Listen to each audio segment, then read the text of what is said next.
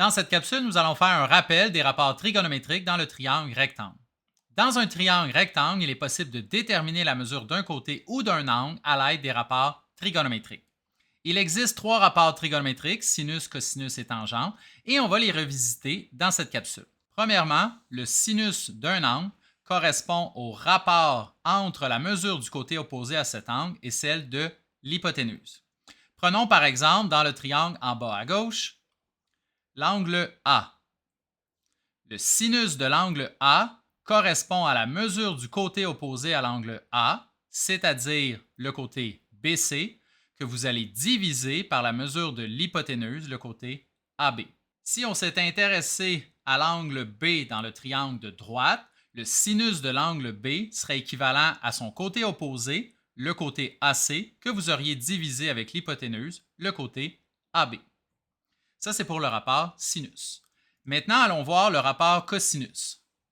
Le cosinus d'un angle correspond au rapport entre la mesure du côté adjacent à cet angle et celle de l'hypoténuse. Retournons dans le triangle de gauche. Si on s'intéresse au rapport cosinus associé à l'angle A, il correspond à la mesure du côté adjacent à l'angle A, c'est-à-dire le côté AC, que vous allez diviser avec la mesure de l'hypoténuse, le côté AB. On pourrait faire la même chose à droite, mais je pense que vous avez compris. Finalement, le rapport tangente. La tangente d'un angle correspond au rapport entre la mesure du côté opposé à cet angle et celle de son côté adjacent. Si on retourne dans le triangle en bas à gauche et qu'on s'intéresse à la tangente de l'angle A, elle correspond à la mesure du côté opposé à l'angle A, le côté BC, qu'on devrait diviser avec la mesure du côté adjacent à l'angle A, le côté AC.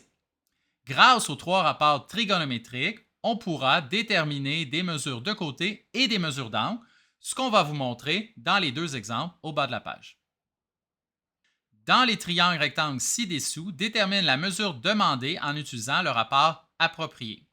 Dans un premier temps, nous cherchons la mesure RU dans le triangle de gauche et nous connaissons l'angle T. Donc, à partir de l'angle T, le côté opposé est ici. Donc, on va identifier nos côtés. Ça va nous aider à déterminer le bon rapport à appliquer. Le côté adjacent est ici. Et nous avons l'hypoténuse qui est opposée à l'angle droit. Dans ce cas-ci, étant donné que nous cherchons l'opposé et que nous connaissons l'hypoténuse, le rapport associé sera le rapport sinus. Donc, le sinus de l'angle T correspond à la mesure de son côté opposé, le côté RU, qu'on va diviser par la mesure de l'hypoténuse, le côté RT. Et maintenant, on remplace les informations que le problème nous donne. La mesure de l'angle T était de 40, donc vous voyez que le T a été remplacé par 40. La mesure RU, c'est ce qu'on cherche, ça va rester en place, c'est notre inconnu. Et la mesure RT, 21. Donc maintenant, nous avons une égalité dans laquelle on a une seule inconnue. Donc on pourrait faire le produit croisé pour déterminer la valeur de cet inconnu. Je vais mettre le signe de 40 sur 1 pour mettre en évidence le produit croisé.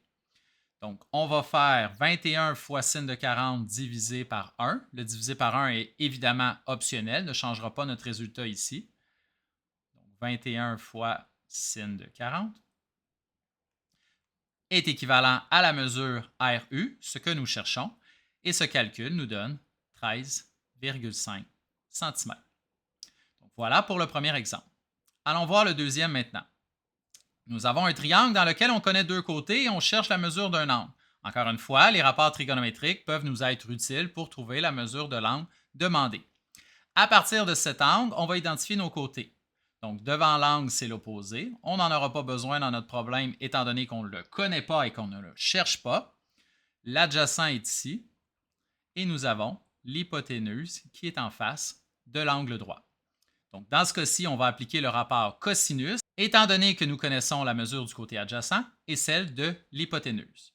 Donc, le cosinus d'un angle, cosinus de W, est équivalent à son côté adjacent, mesure HW, qu'on va diviser par la mesure WZ, l'hypoténuse. On remplace les informations que le problème nous donne. Le côté adjacent HW mesure 4,6 que nous divisons par 9,2. Pour déterminer la mesure de l'angle W, on va appliquer l'opération inverse, cosinus moins 1, du rapport 4,6 divisé par 9,2.